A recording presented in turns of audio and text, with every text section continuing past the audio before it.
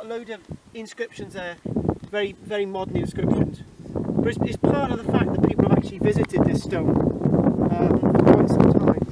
And there's weird little sort of inscriptions in here as well, slightly, all from different ages, probably all going all the way back to the 1600s. But the ancient inscriptions, are they under this here? Or were there never any inscriptions on this stone? It's a huge stone itself.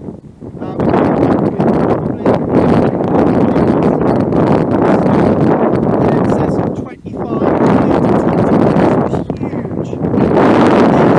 Very much well worth a visit. So we're looking at there's actually, we come around to the back, we've got a whole array of mosses. And if we come again, we've got some fairly modern inscriptions here as well. But where the original inscriptions were, that may date back all the way through to the Roman period, we don't know. This is Carl James Langford at Mindclear for Archaeology Company. Thank you very much.